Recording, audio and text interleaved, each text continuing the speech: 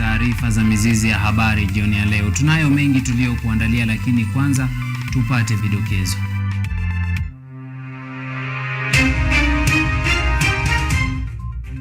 Maskini watainiwa 5 wa shule ya msingi ya Omwayi walioaga maji huko Uasin Gishu wapumzishwa hii leo manyumbani kwao.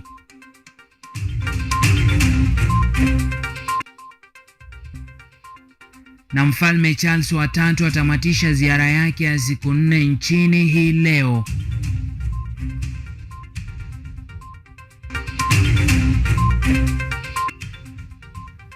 Rais Ruto apongeza juhudi za KRA nchini wakati ulimwengu umeadhimisha siku ya walipaji kodi.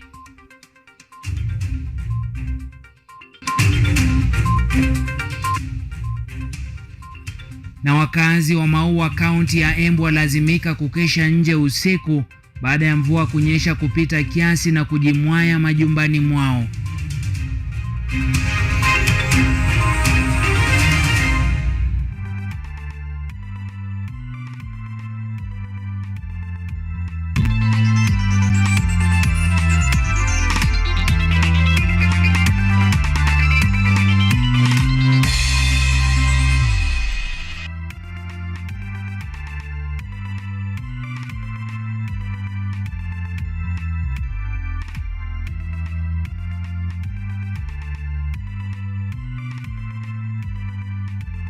Naam, mimi ni Israel Omwayi anayekuletea taarifa hizi kwa lugha ya ishara. Ni Evans Odhiambo. Hujambo na karibu.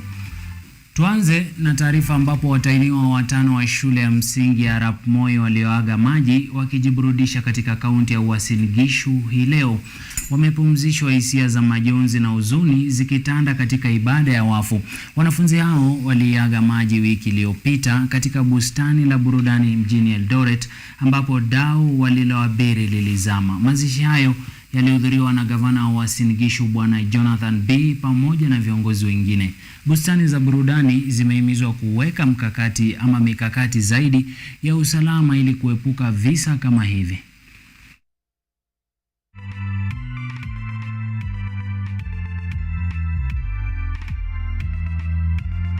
Mfalme Charles wa 3 amekamilisha ziara yake ya siku 4 nchini rasmi hii leo. Katika ziara ya siku ya mwisho nchini amekutana na viongozi wa kidini kutoka baraza la makasisi wa Pwani CICC katika kanisa kuu la Kianglikana mjini Mombasa. Mfalme Charles alipokelewa na askofu wa jimbo la Anglikana la Mombasa Alphonse Mwaro kunradhi. Katika ziara yake ya mwisho nchini, Mfalme Charles wa 3 amezuru kanisa kuu la Kianglikana mjini Mombasa ambapo amepokelewa na askofu wa jimbo la Mombasa Alphonse Mwaro. Mfalme Charles amekuwa kwenye kikao na viongozi wa kidini kutoka baraza la makasisi wa Pwani CICC. Mfalme ametathmini jinsi viongozi wa dini mbalimbali ukanda wa Pwani wanavyoshirikiana kukuza upatanisho kati ya wakazi eneo hilo. Katika harakati hiyo, mfalme amedadisi juhudi za baraza hilo la kichungaji kupunguza ghasia wakati wa uchaguzi. Ziara ya mwisho ya mfalme nchini hata hivyo imetatizwa na mvua kubwa pamoja na mafuriko. Hali mbaya ya hewa ikitatiza mipango ya mfalme na malkia kusafiri ndani ya gari dogo aina ya tuk-tuk ya umeme kuelekea maeneo ya kumbukumbu ya Fort Jesus. Mfalme Charles amekuwa mtetezi wa mazingira kwa muda mrefu na ratiba yake wakati wa ziara siku 4 nchini Kenya imelenga juhudi za kupambana na mabadiliko ya tabia nchi, hali kadhalika sanaa za ubunifu na teknolojia. Mfalme amezindua ubao wa kumbukumbu unaoashiria ziara yake nchini kabla ya kuagwa na Rais William Ruto kwenye uwanja wa ndege wa kimataifa wa Omwayi. Joseph Oyomo, runinga ya KU. Na waziri wa elimu Ezekiel Machogu amesema wanafunzi wa mwaka wa kwanza wa vyuo vikuu na taasisi za kiufundi watapokea mkopo huo kuanzia tarehe 7 Novemba mwaka 2023. Machogu pia aliwahimiza wanafunzi kuhakikisha maelezo yao ya kibinafsi kwenye akaunti zao za benki yako sahihi. Haya yanajiri baada ya wanafunzi wa chuo kikuu cha Machakos kuandamana jana kutokana na kuchelewa kwa mkopo huo. Polisi walilazimika kutumia vitoza machozi kuwatawanya. Ufadhili wa elimu ya juu almaarufu HEF ilizinduliwa tarehe 31 Julai mwaka 2023 ili kuwawezesha wanafunzi kupata mikopo na misaada ya kielimu.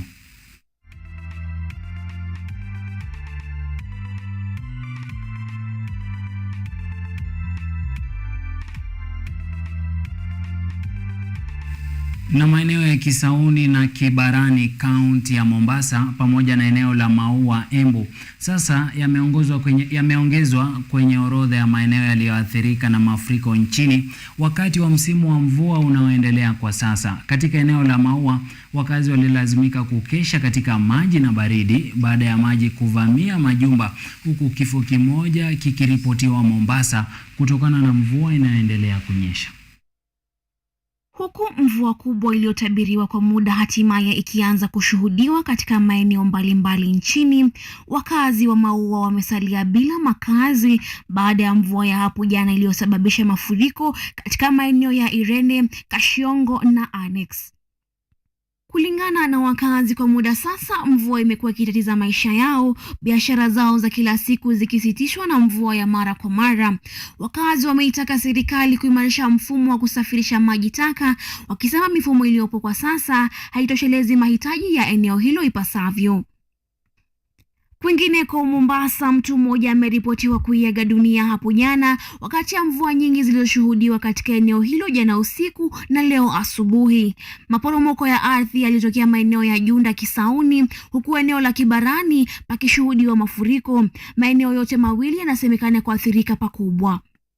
Vile sehemu ya barabara kuu ya Mombasa kuelekea Changamwe ilifurika katika kivukio cha Makupa, wasafiri wakipata wakati mgumu kusafiri kutoka eneo moja kuelekea lingine.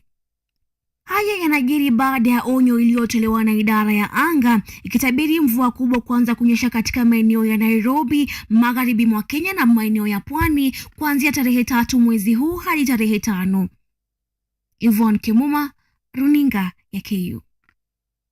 Moto imetolewa kwa wabunge kuwekeza pakubwa kwa kutekeleza miradi itakayotoa fursa kwa wananchi kupata ujuzi wa kuwawezesha kujisimamia kimaisha, ikizingatiwa kuwa sheria ya NGCDF inawapa wananchi mamlaka ya kujichagulia miradi itakayowafaa. Akizungumza baada ya uzinduzi rasmi wa taasisi mpya ya mafunzo ya kiufundi katika eneo bunge la Teso Kaskazini, kaunti ya Busia, afisa mkuu mtendaji wa halmashauri ya kitaifa ya ustawishaji wa maendeleo ya maeneo bunge NGCDF Yusuf Mbuno amefichua kwamba hazina hiyo imetengea maeneo bunge jumla ya shilingi bilioni 53.5 katika mwaka wa fedha wa 2023-2024, akiwapa changamoto wabunge kutumia fedha hizo kwa miradi itakayosaidia jamii. Mwaka huu wa kifedha wa 2023-2024, katika zile hela zimetengewa hazina hii ambao ni bilioni 53.5, na nataka kuwahimiza wale ambao wametunukiwa majukumu ya kusimamia hizi hela waendelee kufanya kazi kwa bidii na hakikishe kwamba wanatumia hizo hela katika hali ambayo inanufaisha jamii. Mbuno ameonyesha kuridhishwa kwake na hatua ya kisheria ya kupigwa darubini kwa kila eneo bunge nchini, akisema kuwa hatua hiyo imeimarisha utumizi bora wa hela hizo.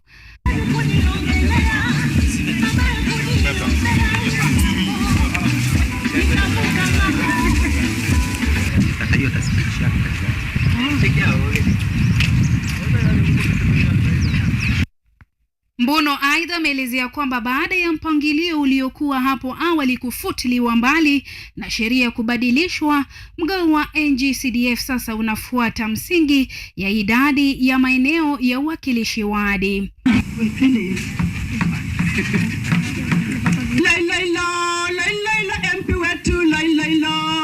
Mimi naweza sema as a service therefore we are...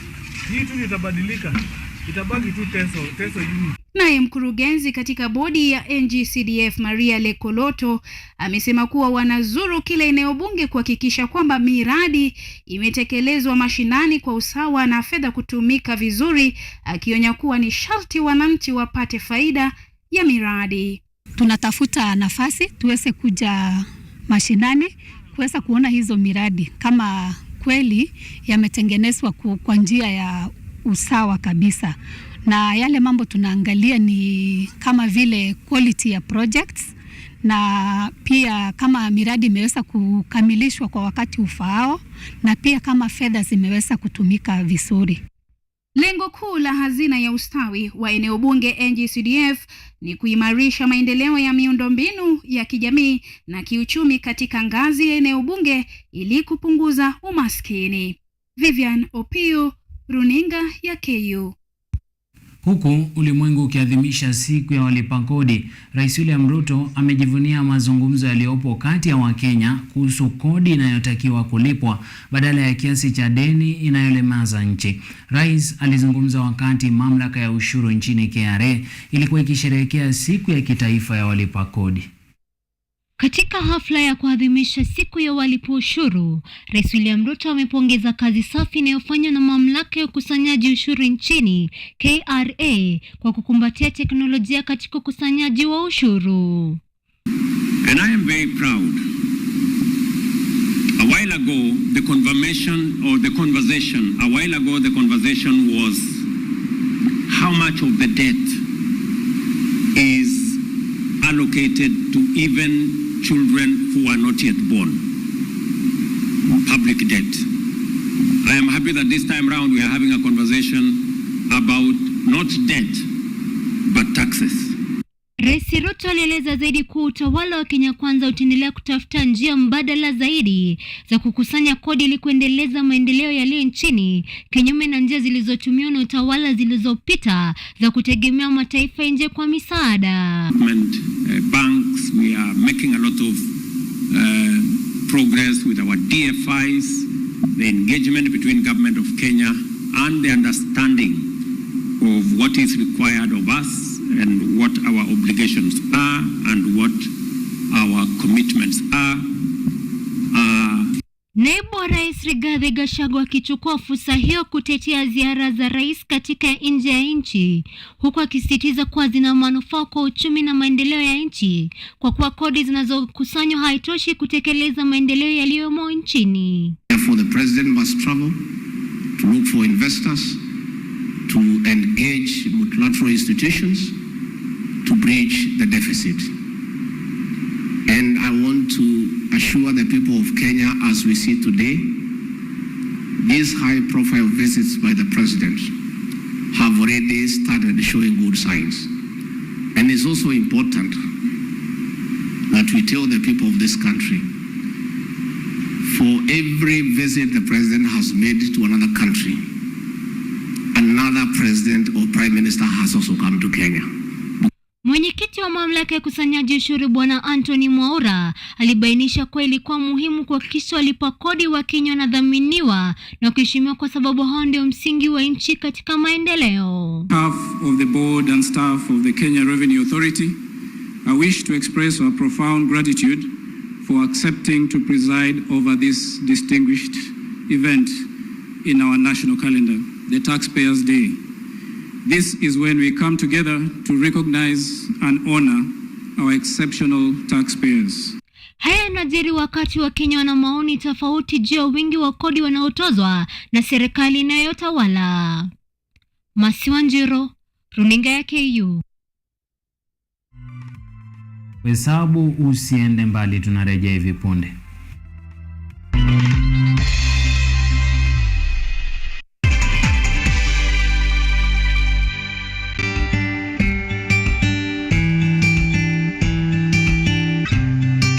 E-mobility is being undertaken in the world to curb carbon emission.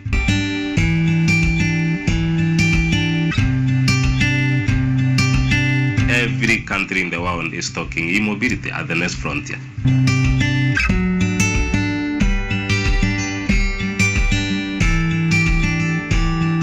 Transformation agenda, the nation. is well achieved under this kind of management.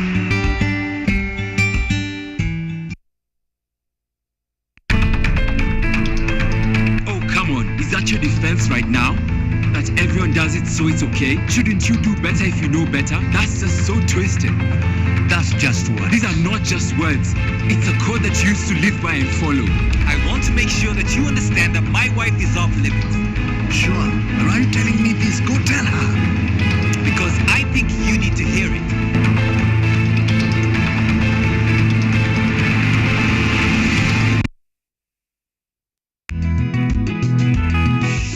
Chemchemi ama jicho la maji.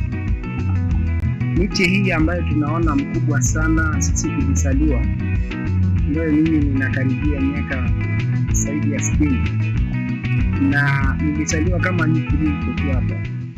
Ukitaka kujua haya usipime kipimo, na ukikaa nasi basi utaboresha kilimo.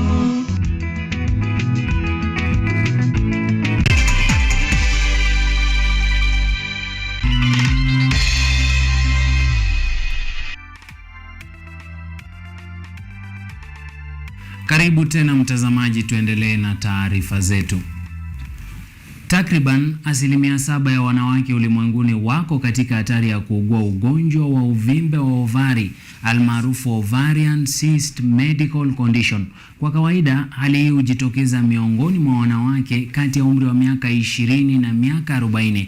Kulingana na matibabu, hali hii inaweza kuibuka bila ishara zozote. Mwanahabari wetu Cynthia Nderitu alivalia njuga swala hili na hii hapa taarifa kamili. Ugonjwa wa uvimbe wa ovari husababishwa na usaha ambao hutokea kwenye ovari. Hali hii huathiri wanawake kati ya miaka 20 hadi 40 ambao wako kwenye rika ya uzazi. Kulingana na Daktari Kutv Njenga ambaye ni mtaalamu wa tiba ya ndani katika hospitali kuu ya St. Anne St. Peter's Rwaka, alisema kuwa hali hii kwa kawaida hutokea kwa wanawake wenye umri mdogo. Kuna aina tofauti za uvimbe wa ovari. Ovarian cyst is a condition that we see a lot, and especially like you have said, in young people. We see them in young people because through puberty, all the way to when a woman goes through menopause, they go through hormonal changes. Every month they are going through their cycles, and through this cycle the hormones have to balance, and the hormones has to be in sync. You tend to see them in especially these people because then they are having some issues we call hormonal imbalance. Ambazo ni uvimbe wa kawaida, uvimbe wenye neoplasia, uvimbe wa endometriosis, uvimbe wa kansa, kuvuja na kuviringika kwa kibofu cha mayai. Uvimbe huu unaweza kutokea wakati wa hedhi. Hedhi ina aina 3 ambazo ni aina ya follicular inatokea siku ya kwanza hadi siku 10, aina ya ovulatory inatokea siku ya 10 hadi siku ya 14, na aina ya luteal inayosababisha kuanza kwa hedhi. The menstrual period has 3 phases. From the day 0 to day 10, normally that one we call the follicular phase. This is when the body is competing for a dominant ovum to be released.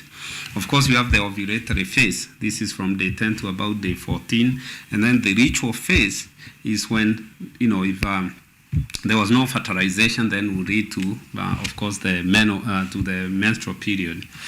During this follicular phase, there are so many ovums, kind of eggs that are really, competing.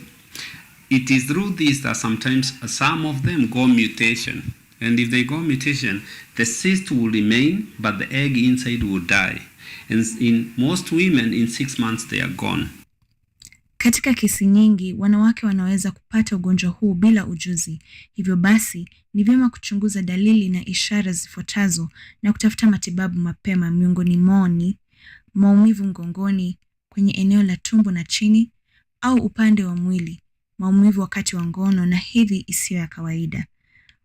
Upigaji picha wa kibofu cha mayai kwa kutumia kipimo cha sauti ultrasound ni muhimu ili daktari au mtaalamu aweze kupata ujuzi wa hali hiyo. When you have a lady who's having issues with the hormones, pelvic pain and all this, the test that you ideally want to do is the pelvic ultrasound. Pelvic ultrasound is a very benign. It does not have any radiation. A pregnant woman gets it. And so when you do an ultrasound, you'll normally find cysts that are within both ovaries. Uvimbe huu wa ovari unaweza kuvuja na kusababisha usaha na damu. Bila matibabu, yanaweza kusababisha saratani ya ovari na isitoshe pia matatizo ya ujauzito. An ovarian cyst rupture, it's very painful. And if you're evaluating a woman who has a ruptured ovarian cyst, then you tend to think of one, ectopic pregnancy. Has to be ruled out unless otherwise. If you do a urine or serum screening and you see that their BCG or the pregnancy test is negative, HSG, then it means it's not an ovarian, it's not a ruptured cyst. If now you are dealing with a ruptured cyst, a gynecologist of course has to be on board. If it's been, it seems like it's already ruptured and it's not bleeding, no problem. If it's bleeding, then they need an emergency surgery to go stop that bleed.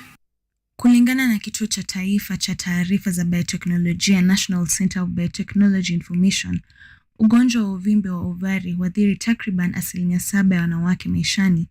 Wanawake baada ya kumaliza hedhi wana hatari ya 18% ya kupata ugonjwa kwa kipindi cha miaka 15. Ugonjwa wa uvimbe wa ovari ni tatizo kwa wanawake. Hivi basi wanawake wanashauriwa kutafuta matibabu zaidi ili kuzuia madhara haya. Sintendiritu, runinga ya KU. Na sasa tupate mseto wa biashara na Virginia Mudheu. Katika jitihada za kuboresha maendeleo endelevu ya mazingira nchini, Benki Kuu ya Kenya imeanzisha juhudi za kufanya tasnia ya kifedha ya Kenya kuwa endelevu kwa mazingira na kustahimili mabadiliko ya tabia nchi. Benki hiyo imejiunga na mtandao wa mifumo ya fedha ya kijani na inaamini hatua hii itasaidia kuimarisha nafasi ya Afrika katika kukabiliana na mabadiliko ya hali ya anga, ikiongozwa na mkutano wa hali ya hewa uliofanyika hivi karibuni jijini Nairobi.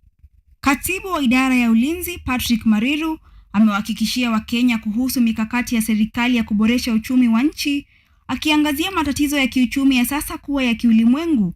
Aliashiria matumaini kwamba uchumi utaimarika kabla ya uchaguzi mkuu ujao, huku wakazi wa kaunti ya Elgeyo Marakwet wakiomba serikali kueneza maendeleo katika sekta zote za kaunti.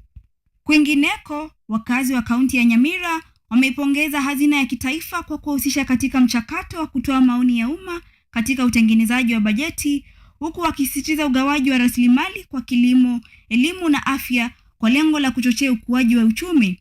Wakazi pia wamezingatia umuhimu wa kuboresha miundombinu, ulinzi wa kijamii, usalama na uwekezaji.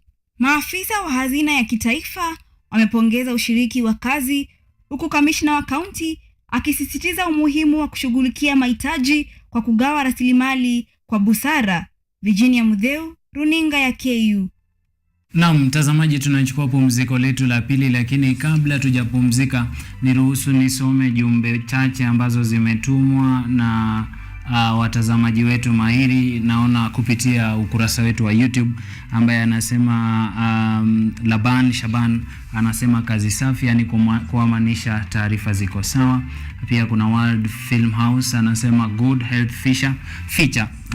Pia Dennis Omolo, Masi Moses, Vivian Oteno, Mwalimu Baraka wanasema taarifa ziko sawa. Usiende mbali.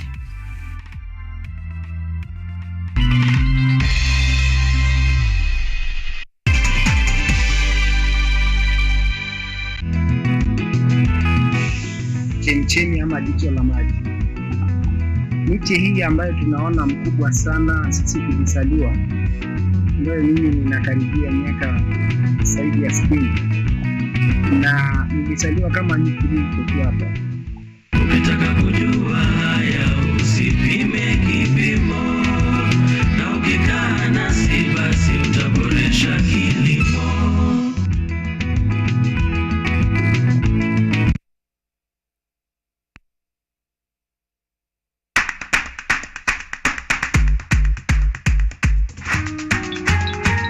What are some of the ways through which you can develop these skills so that you are comfortably fitting into the job? You have to put yourself in positions where you are uncomfortable in the sense that you are not clear about what to do. Because I used to work a corporate job before. So when I left, I happened to visit someone's farm around this area. So this project is called Security Breach Detector and Can Familiarize. It is meant to be used to detect, detonate explosives. We'll tackle all the tough issues, discuss all the weird moments, and hopefully share a few laughs along the way.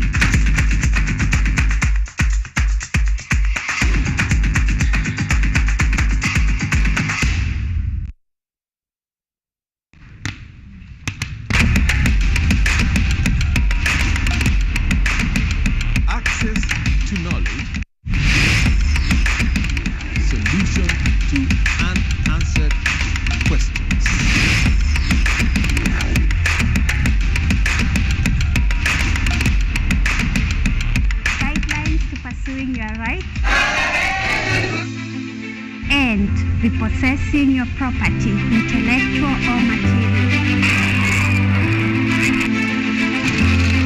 This and more only on Law Matters.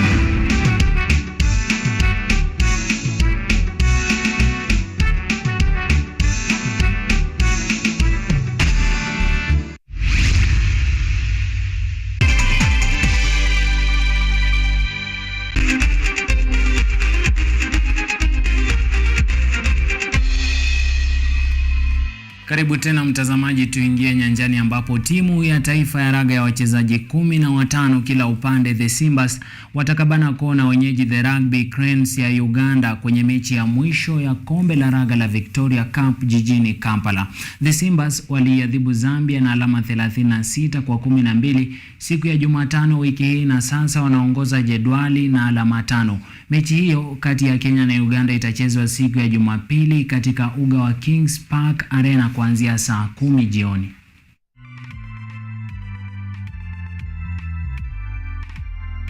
Na hatimaye timu ya taifa ya kinadada ya mchezo wa hoki imechujwa kwenye michuano ya kufuzu michezo ya Olimpiki mwaka wa 2024 baada ya kupoteza mechi ya nusu finali dhidi ya Nigeria katika uga wa chuo kikuu cha Pretoria nchini Afrika Kusini.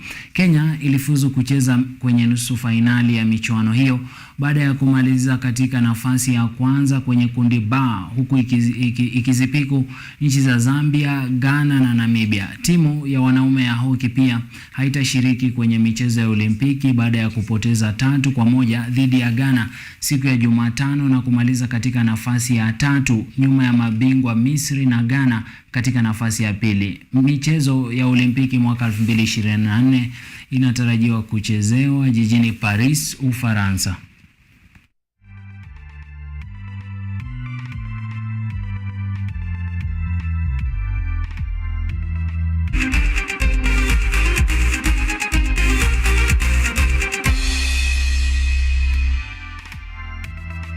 Na mtazamaji, huo ndio mwisho wa taarifa zetu jioni ya leo. Asante sana kwa muda wako, na pia nitoe shukrani zangu kwa wote waliochangia taarifa zetu katika mitandao yetu ya kijamii, ambapo wamesema wanatupata na kutufuatilia kutoka maeneo mbalimbali. Naona Tush Media alisema anatupata moja kwa moja kutoka hapa Nairobi. Mwalimu Baraka amesema anatupata akiwa KM Moria Hill. Pia Vivian Otieno amesema anatupata kutoka upande wa Kahawa Wendani, anasema tuko pamoja. Na wote hatuwezi kusoma jumbe zote, lakini tunatoa shukrani. Nimekuwa wako Israel Omwayi aliyekuwa akikuletea taarifa hizi kwa lugha ya ishara. Amekuwa ni Evans Odhiambo. Weekend njema.